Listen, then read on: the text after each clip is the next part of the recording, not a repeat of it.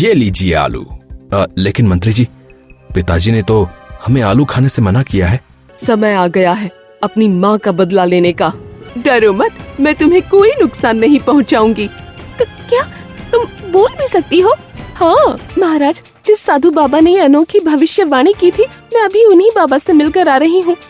तभी महाराज चालाकी से कुमावती को पकड़ लेते हैं।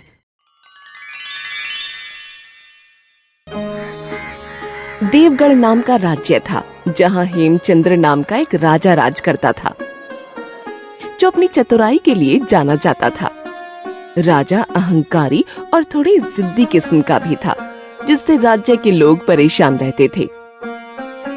वहीं इस राजा की 2 पत्नियां थीं। पहली पत्नी का नाम कुमावती और दूसरी का नाम श्रीलीला था। एक दिन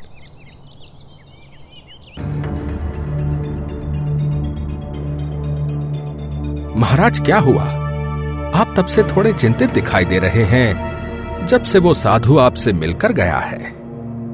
वो श्रीकल, वो साधु बाबा हमसे कुछ बोल कर गए हैं। एक तरह से जो कुछ भी उन्होंने हमसे कहा, वो एक भविष्यवाणी है। उनकी बात सुनकर हम बहुत घबरा गए हैं। महाराज, आप घबराइए मत। आप एक वीर सम्राट हैं। हमें पूर्ण विश्वास है कि कोई भी विपत्ति आपका सामना नहीं कर सकती। आप निश्चिंत रहिए। परंतु आप हमें ये बताइए कि उन साधु बाबा ने आपसे क्या कहा? वो श्रीकल, महाराज हेमचंद्र अपने मंत्री को उस साधु बाबा के द्वारा की गई भविष्यवाणी के बारे में बता देते हैं। महाराज, ये तो एक चिंताजनक भविष्यवाणी है, परंतु आप चिंता मत कीजिए। हम आपके साथ कुछ भी बुरा नहीं होने देंगे।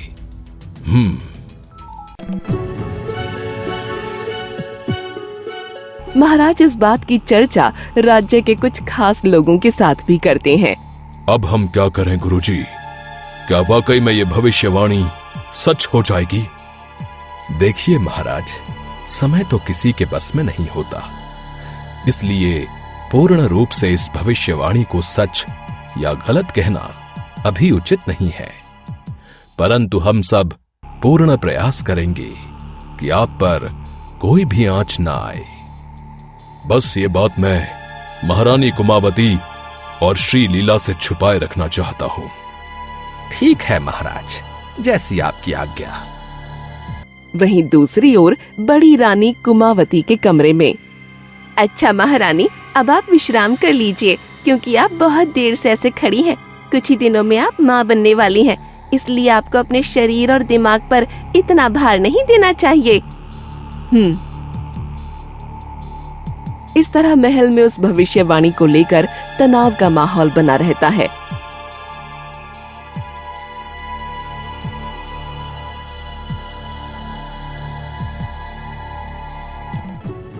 और इसी बीच करीब 23 दिन बाद बड़ी महारानी को एक बेटी होती है।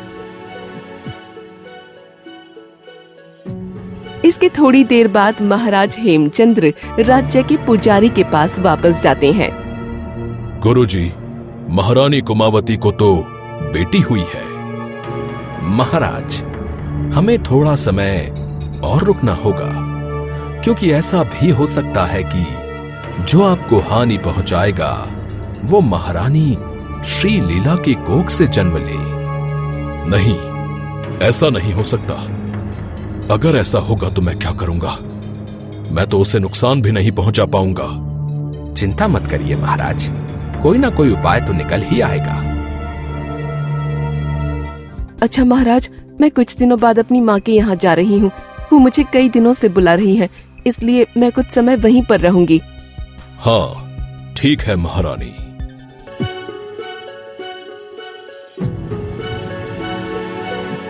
दिन गुजरते रहते हैं और इसी बीच छोटी महारानी श्रीलीला को एक बेटा होता है। हे भगवान, अब क्या होगा? उस दिन जो साधु महाराज हेमचंद्र को सैर के समय मिले थे, उन्होंने महाराज के लिए भविष्यवाणी की थी कि उनका जन्म लेने वाला पुत्र उनका सीना चीरकर उन्हें मृत्यु के घाट उतार देगा। लेकिन ये तब होगा जब उनके पुत्र को बगीचे में एक विशेष आलू मिलेगा और वो उसका सेवन करेंगे, क्योंकि सेवन के बाद ही उनके पुत्र में एक अलग शक्ति आएगी। इसीलिए ही महाराज बेहद डरे हुए थे। वहीं महाराज हेमचंद्र छोटी रानी को अधिक प्रेम भी करते थे।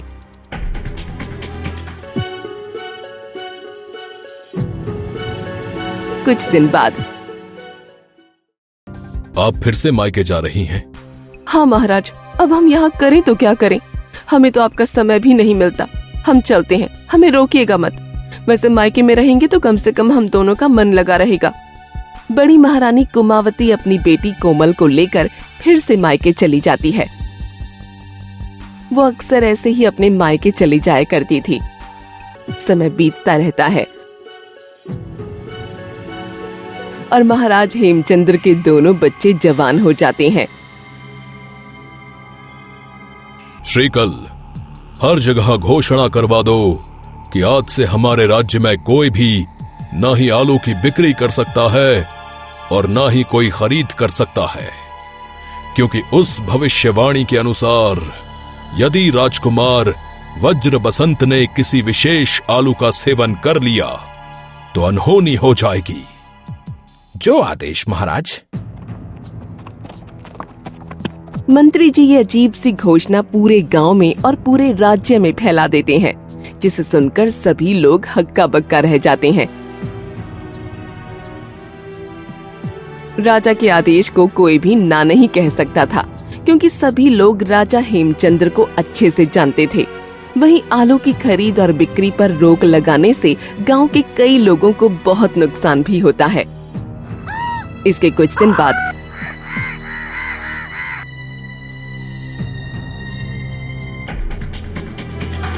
आजकल महाराज मेरे बेटे ब्रज बसंत का इतना ध्यान क्यों रखते हैं? वो ना ही इसे हर जगह जाने की अनुमति देते हैं और ना ही इसे कुछ करने की पूर्ण स्वतंत्रता। मुझे जानना होगा कि आखिर ऐसा क्यों है, क्योंकि मेरा बेटा इन सब पाबंदियों से परेशान हो चुका है।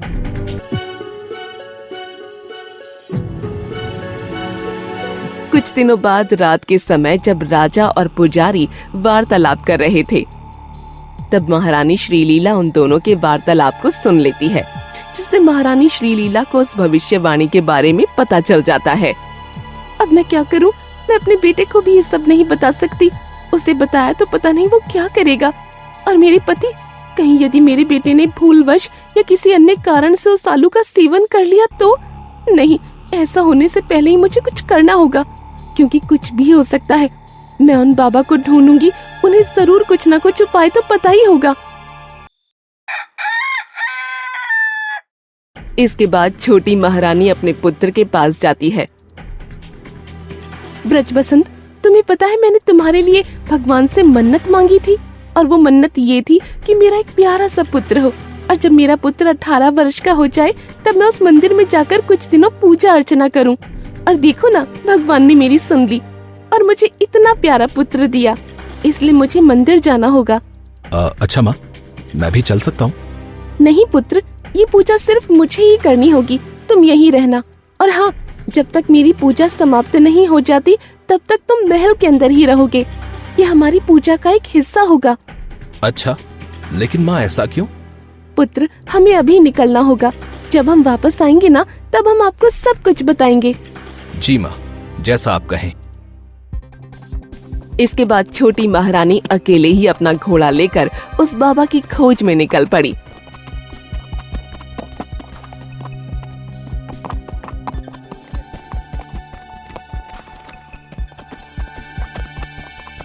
महाराज को वो साधु बाबा यहीं आसपास ही मिले होंगे, क्योंकि महाराज उस दिन इसी क्षेत्र में आए थे। इसके बाद महारानी कुछ लोगों से उस साधु बाबा के बारे में पता करती है, और पता करते करते उनकी मुलाकात एक साधु बाबा से हो जाती है। पर ये साधु बाबा वो साधु बाबा नहीं थे जिन्होंने भविष्यवाणी की थी। तो बाबा जी, क्या आप मुझे उन बाबा का पता बता सकते हैं?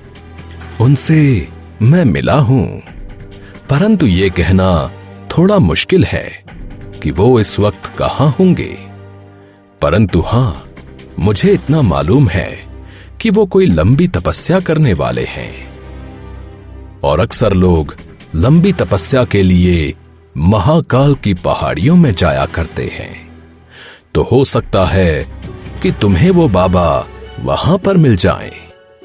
अब गुरुजी, आपका बहुत बहुत धन्यवाद। आपने मुझे ये बता दिया, यही मेरे लिए बहुत बड़ी बात है। इसके बाद महारानी साधु बाबा को प्रणाम करके वहां से चली जाती हैं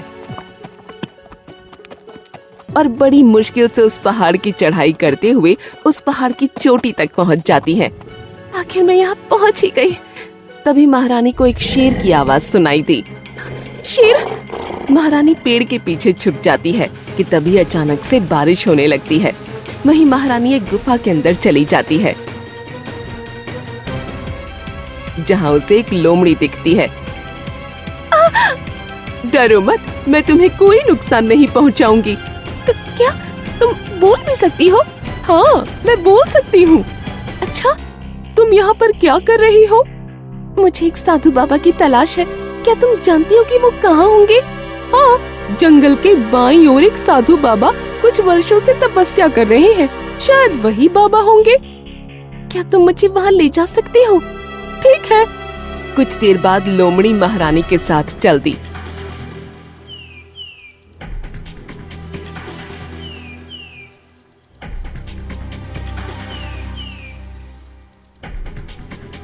और तभी उन्हें एक नदी दिखाई दी।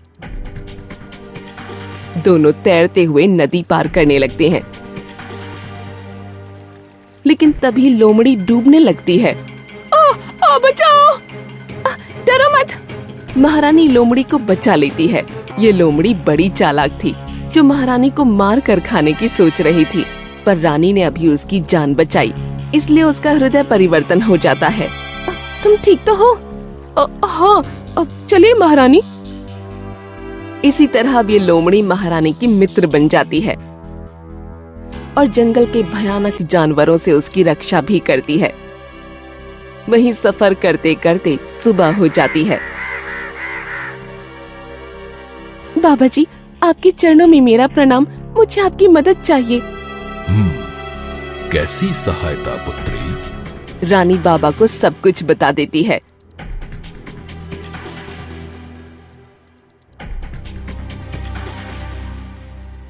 पुत्री, वो भविष्यवाणी तो किसी भी हाल में पूर्ण होकर ही रहेगी। ये बात तो मैंने महाराज से भी कही थी। गुरुजी, अगर ऐसा हुआ तो मैं अपने पति और इकलौते पुत्र दोनों को खो दूंगी। अब मैं क्या करूं गुरुजी? महाराज से अगर मैंने कुछ कहा तो वो कुछ गलत भी कर सकते हैं।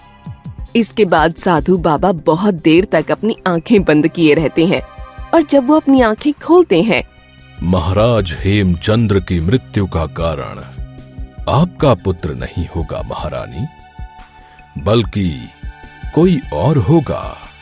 महारानी श्रीलीला ये सुनकर प्रसन्न भी होती है और हैरान भी, क्योंकि अब उन्हें जानना था कि आखिर महाराज हेमचंद्र की मौत का कारण कौन बनेगा। वहीं दूसरी ओर महाराज हेमचंद्र के महल में। आप यहाँ? राजकुमार वज्र बसंत, ये लीजिए आलू।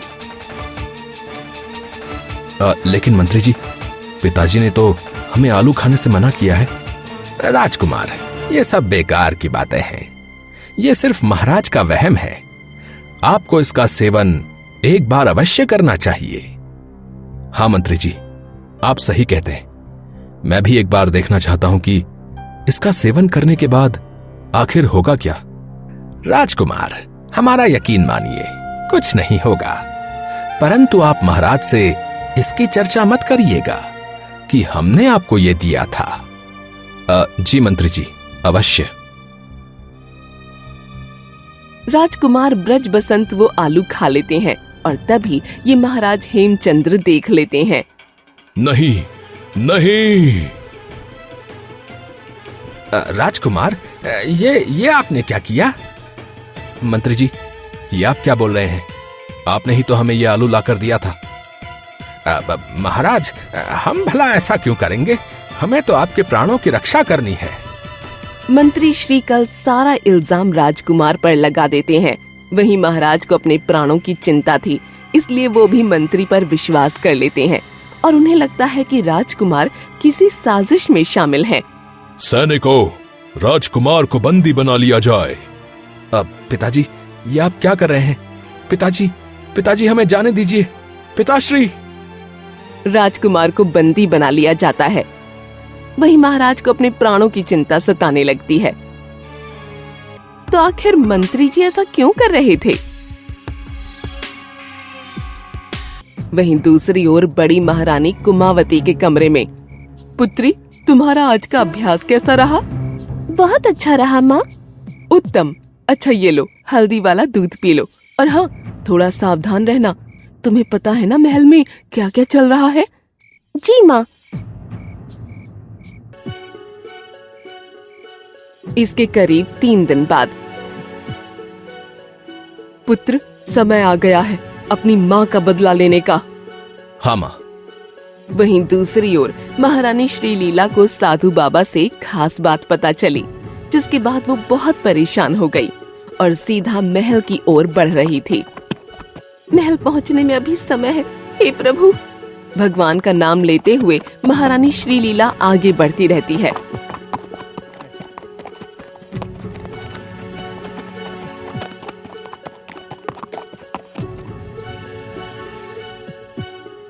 और आखिरकार वो अगली सुबह महल पहुंच जाती है। महाराज, कहाँ हैं आप? छोटी महारानी, महाराज तो कालकोठरी में है। क्या? श्रीलीला तुरंत कालकोठरी में पहुंचती है, जहां पर महाराज ब्रज बसंत को मृत्यु के घाट पहुंचाने की तैयारी कर रहे थे। नहीं, रुकिए महाराज, आपकी मृत्यु का कारण आपका बेटा ब्रज बसंत नहीं, बल्कि आपकी बेटी कोमल होगी। तो श्रीलीला, आखिर तुम्हें सारी बात पता चल गई है? देखो, अब ये सब मत बोलो। महाराज, जिस साधु बाबा ने ये अनोखी भविष्यवाणी की थी, मैं अभी उन्हीं बाबा से मिलकर आ रही हूँ। उन्होंने बताया कि जो व्यक्ति आपकी मौत का कारण बनेगा, उसने रानी कुमावती की कोख से जन्म लिया है और हमें शक है कि राजकुमारी कोमल एक पुरुष है, न कि स्त्री। तभी रानी कुमावती आती है। हाँ, ये सच है कि हमने एक पुत्री को नहीं बल्कि एक पुत्र को जन्म दिया था महाराज। मैं अपने बेटे के सहारे आपसे बदला लेना चाहती थी, लेकिन इसी बीच उस साधु बाबा ने आपके लिए भविष्यवाणी कर दी कि आपका पुत्र आपको मार डालेगा। वो तो मेरी खुशकिस्मती थी कि मेरा बेटा होने से पहले ही मुझे उस भविष्यवाणी के बारे में मंत्री श्रीकल ने बता दिया, लेकिन श्रीलीला ने सब बेकार कर दिया। महारानी कुमावती महाराज हेमचंद्र से बहुत नाराज थी, क्योंकि उनकी जिंदगी में महारानी श्रीलीला के आने के बाद महाराज बड़ी रानी को भूल गए थे।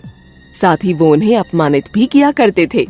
वही बात तब और बिगड़ गई जब राजा ने एक गलत इल्जाम के चलते महारानी के छोटे भाई को कालकोठरी में बंद कर दिया था।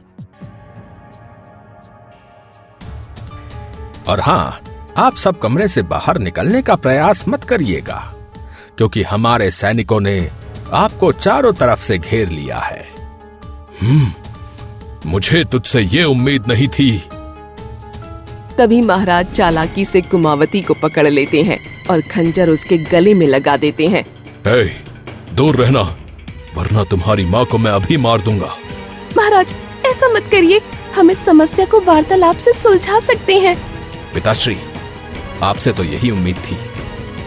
राजा हेमचंद्र खंजर की नोक पर रानी कुमावती को दूसरे कमरे में ले जाते हैं। वहीं राजकुमार कुलेंद्रजीत भी पीछे पीछे आ जाता है। छोड़ दो उन्हें, अन्यथा अंजाम बुरा होगा। अच्छा, ताकि तुम सब मुझे मिलकर मार डालो। मैं आपको एक और मौका देता हूँ। आप इस राजपाट को छोड़ दीजिए और लोगों पर अन्याय करना छोड़ दीजिए।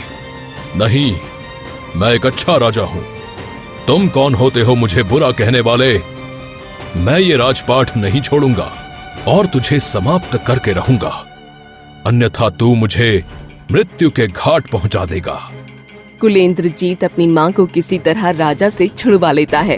तब राजा और राजकुमार दोनों में लड़ाई होने लगती है। तभी महाराज कुलेंद्रजीत पर तलवार से वार करने वाले होते हैं, लेकिन सामने रानी कुमावती आ जाती है। कुमावती घायल हो जाती है। नहीं। अब कुलेंद्रजीत गुस्से में महाराज के सीने को फाड़ देता है। नहीं महाराज, आज आपके अहंकार की वजह से ये क्या हो गया? इस तरह ये भविष्यवाणी पूरी हो जाती है। वहीं अब कुलेंद्रजीत इस राज्य का राजा बन जाता है और श्रीलीला भी इसी राज्य में रहने लगती है। चतुर मंत्री तीर छोड़ने ही वाला होता है, लेकिन महल पहुंचकर भी वो बस हंसिनी के बारे में ही सोचता रहा था और उनके चेहरे का रंग बिल्कुल नीला पड़ गया था। पूर्वांचल की पहाड़ियों पर पहुंचते हैं।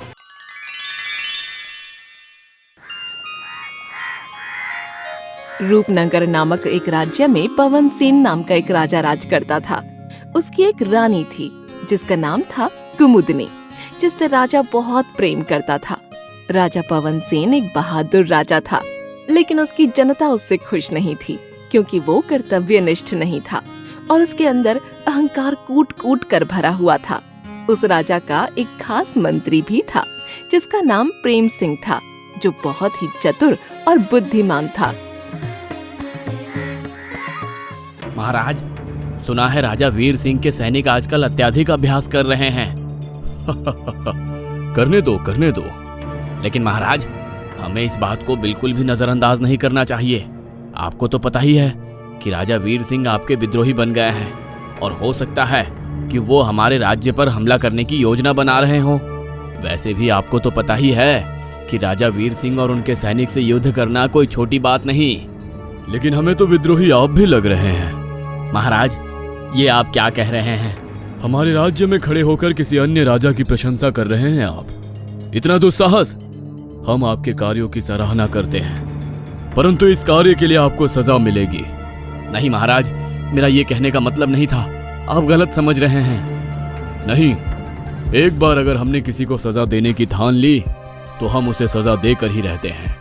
महाराज, लेकिन ये तो अन्याय है। प्रेम सिंह, अगर आप हमारे खास मंत्री और बचपन के मित्र ना होते तो हम आपको भी आज ही सजा देते। बेहतर यही होगा कि आप खामोश रहें और अपने राजा के निर्देशों का पालन करें। मंत्री जी बेचारे चुप हो जाते हैं और एक अहंकारी राजा के निर्देशों को मान लेते हैं।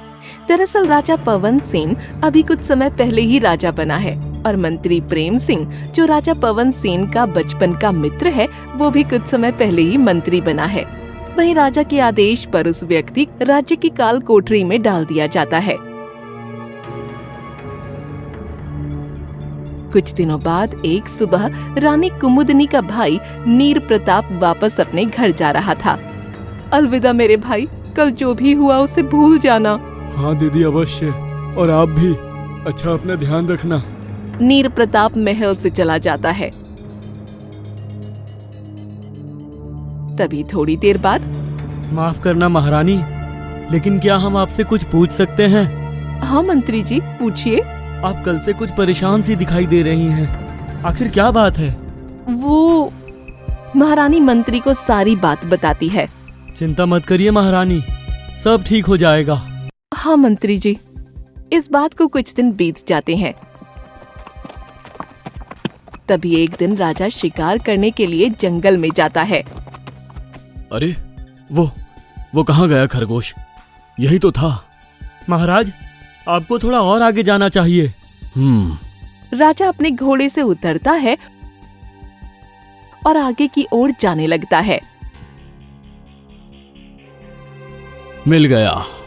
राजा उस खरगोश पर तीर छोड़ने ही वाला होता है कि तभी झाड़ियों के पीछे से एक सुंदर सी लड़की निकलती है और वो राजा को रोक देती है।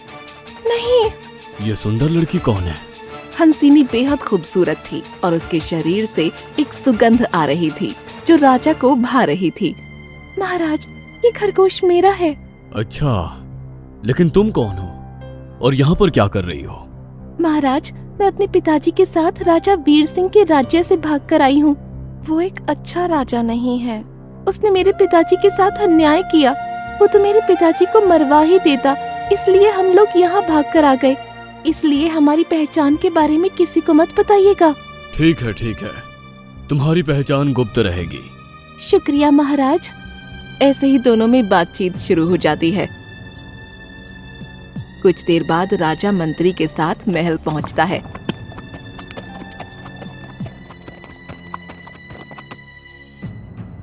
लेकिन महल पहुंचकर भी वो बस हंसिनी के बारे में ही सोचता रहा था। वो लड़की कितनी सुंदर है, उसकी आंखें और काले काले घने बाल।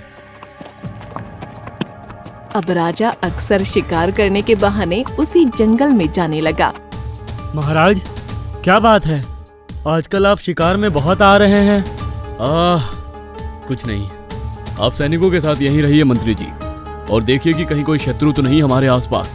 तब तक हम शिकार करते हैं। जी महाराज। पवन सेन आगे बढ़ता है और हंसिनी से मिलता है। आज मैं आपसे बहुत नाराज हूँ। क्यों? मुझे पता चला है कि आपने राज्य के रसोइये को काल कोठरी में डलवा दिया है, वो भी बस इसलिए कि वो आपका मनपसंद भोजन बनाना भूल गया था। हाँ, वो भूल गया था कि शुक्रवार के दिन मैं क्या खाता हूँ।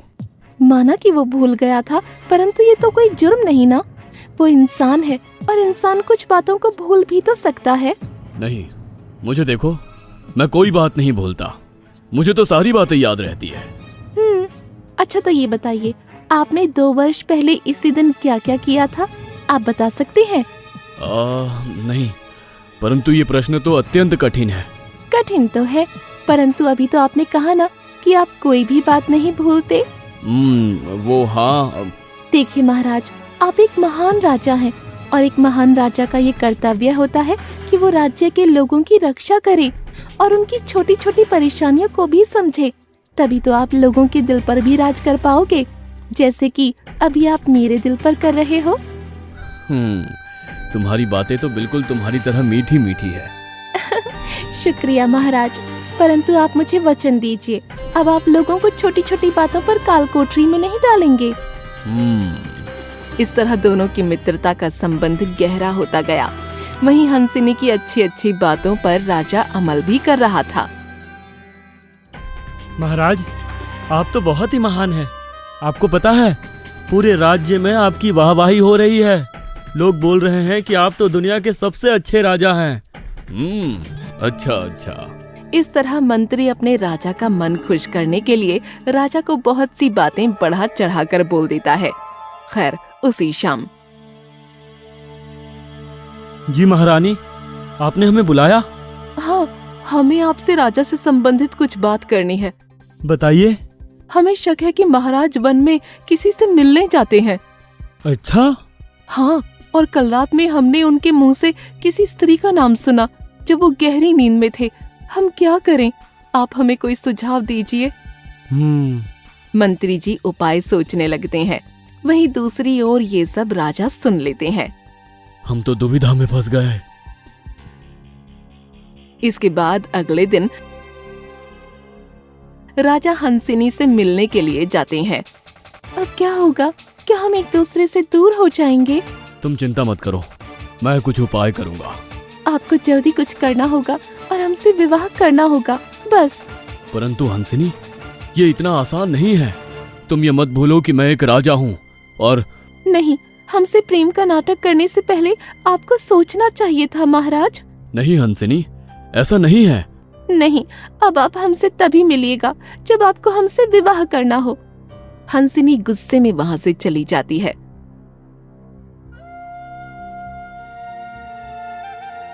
वहीं राजा भी महल पहुंचता है। महाराज, बुरी खबर है। जल्दी से महारानी कुमुदिनी के कक्ष में चलिए। राजा दौड़ते हुए अपने मंत्री के साथ महारानी के कमरे में पहुंचता है। नहीं! कुमुदिनी बेसुध अपने बिस्तर पर बेजान सी पड़ी थी और उनके चेहरे का रंग बिल्कुल नीला पड़ गया था। वहाँ पर 3 हकीम भी बैठे हुए थे जो उनका इलाज कर रहे थे, लेकिन कोई फायदा नहीं हो रहा था। मंत्री जी, ये सब कैसे और कब हुआ? महाराज, महारानी कुमुदिनी ने जहर पी लिया है। उन्हें आपके और हंसिनी के संबंध के बारे में पता चल गया था। क्या? नहीं महारानी, आपने ऐसा क्यों किया? हम आपसे बहुत प्रेम करते हैं, उठ जाइए। दरअसल राजा महारानी से बहुत प्रेम करता था क्योंकि वो उसकी पहली प्रेमिका थी। महाराज, पूर्वांचल की पहाड़ियों में एक बाबा बैठते हैं, हम वहाँ चलते हैं। हो सकता है कि उन बाबा को कोई उपाय पता हो। तो जल्दी चलो मंत्री जी। राजा और मंत्री कुछ सैनिकों के साथ पूर्वांचल की पहाड़ियों पर पहुंचते हैं और बाबा से मिलकर उन्हें सारी परेशानी बताते हैं। मुझे पता चल चुका है कि आपके साथ ऐसा क्यों हो रहा है। मतलब बाबा जी? मतलब ये कि महाराज, आपके ऊपर किसी का श्राप है। श्राप? हाँ, श्राप। तो उस श्राप को कैसे तोड़ा जाए बाबा जी? महाराज, आपका ये श्राप तभी टूटेगा जब आप 3 वचन लेंगे। कौन कौन से वचन? पहला वचन ये होगा कि आप कभी भी किसी कमजोर व्यक्ति को परेशान नहीं करेंगे। दूसरा वचन ये होगा कि आप कोई भी निर्णय अकेले नहीं लेंगे। प्रत्येक निर्णय में आपके मंत्री और आपकी पत्नी भी शामिल होंगी। और तीसरा वचन ये होगा कि आप किसी को भी दोषी ठहराने से पहले उसकी जांच पड़ताल करेंगे। ये कैसे वचन है? महाराज, ये समय ये सब सोचने का नहीं है। आप जल्दी से वचन ले लीजिए ताकि महारानी कुमुदिनी का जान बच सके। हाँ हाँ हाँ बाबा जी, ठीक है, मैं तीनों वचन लेता हूँ। ठीक है, अपना हाथ आगे करो और इस जल को अपने हाथ में रखते हुए 3 वचन अग्नि के सामने बोलो। राजा वैसा ही करता है और तीनों वचन ले। ये लो, ये प्रसाद अपनी पत्नी को खिला देना, वो बिल्कुल ठीक हो जाएगी। धन्यवाद बाबा जी, आपने हमारी इतनी सहायता की। कल्याण भवा। परंतु बाबा जी, जाने से पहले ये तो बता दीजिए कि ये श्राप मुझे कहाँ से मिला? बेटा, बहुत समय पहले तुम्हारे पिताजी ने किसी व्यक्ति के साथ अन्याय किया था और उसे फांसी की सजा दे दी थी। मरने से पहले उस व्यक्ति ने तुम्हारे पिताजी को श्राप दिया था कि उनकी आने वाली संतान कभी भी खुश नहीं रहेगी। परंतु अब चिंता की कोई बात नहीं है, क्योंकि अब उनका श्राप खत्म हो चुका है। धन्यवाद बाबा जी। इसके बाद राजा मंत्री के साथ जल्दी वापस महल पहुंचता है और महल पहुंचते ही महारानी को वो प्रसाद खिला देता है। महाराज, महारानी को होश आ गया। मेरा सर। राजा ये देखकर बहुत खुश होता है और अपनी रानी को गले से लगा लेता है। मुझसे बहुत बड़ी गलती हो गई कुमुदिनी, लेकिन आपको ऐसा नहीं करना चाहिए था। हाँ महाराज, हम आपसे बहुत प्रेम करते हैं। राजा को अपनी गलती का एहसास हो जाता है। मंत्री जी, आप हंसिनी को यह संदेश भिजवा दीजिए कि अब हम उनसे नहीं मिल सकते और उनसे क्षमा मांगना। और हाँ, ये कुछ रत्न आभूषण हैं, ये उसे दे दीजिएगा। मंत्री तुरंत हंसिनी के पास पहुंचता है। दोनों बहुत हंसते हैं। तुम्हारा बहुत बहुत धन्यवाद। अगर तुम ना होती तो शायद महाराज कभी सुधर नहीं पाते। हाँ, परंतु महारानी कुमुदिनी ने भी अच्छा नाटक किया। हाँ, उस दिन महाराज ने उनके भाई नीर प्रताप का बहुत अपमान किया था, इसलिए उन्होंने निर्णय लिया कि वो हमारी सहायता करेंगी। दरअसल ये तीनों मिले हुए थे और ये सब इन्हीं की ही साजिश थी। अच्छा, तो अब तुम अपने राज्य वापस जा सकती हो। ये लो, ये महाराज ने तुम्हारे लिए भेजा है। वैसे राजा इतने भी बुरे नहीं हैं।